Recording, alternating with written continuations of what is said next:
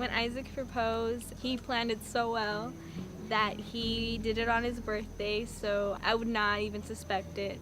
I proposed right over there by the gazebo. What I did was I had a buddy of mine get this ready, light up all the candles. I let him know when we were getting there, and he pushed it out onto the lake and floated because it's on styrofoam. Basically, he had me walking down Piedmont Park in heels, like he didn't even know where he was going.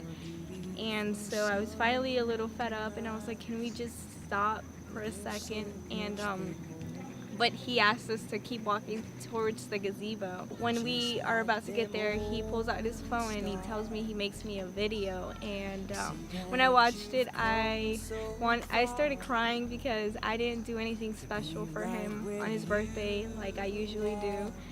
And I had her look out into the lake, and by the time she turned back around to look at me, I was on one knee. I see the sign that said, "Will you marry me?" floating on the lake, and it was so beautiful. And then he pulls out this ring, and as I stared at it, I was so in shock. And had the ring out, and I asked her to marry me. And I loved it, and I said yes right away. But he was putting it on the opposite hand because he was so nervous. So I had to tell him, like, hey, it's the wrong hand, it's the wrong finger. But yeah, it was so beautiful.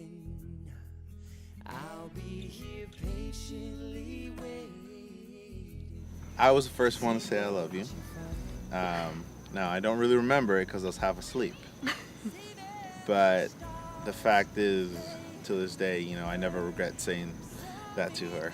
I really did mean it that night I said it. Like he said it first, and it was one time that we were talking on the phone, those late night calls, just stay up till you can, and he said it, and I was like, do you know what you're saying? I don't think you love me. And he's like, no, he got mad. He was like, no, I really do mean what I said. So that was the first time he said I love you. The moment that I knew that I wanted Amy to be my wife was the moment that I couldn't blink or breathe without first thinking about her and imagining my life without her. He was the man that was gonna lay down his life to treat me right and not only be there for me, but just to see the way that he was there for my family. I think that no matter what, I know that I always want to make her happy, and that's why I want to spend the rest of my life with her. That he would be, the man and the head of the household, where I would feel safe. If you're watching this, that means we're already married. And we're on our honeymoon. But we want to take this time to thank everybody that came for your support, for really, showing us your love and your appreciation. We wouldn't have been able to get here without all of you, and we are really happy to have been able to share this moment and this beautiful experience with all of you.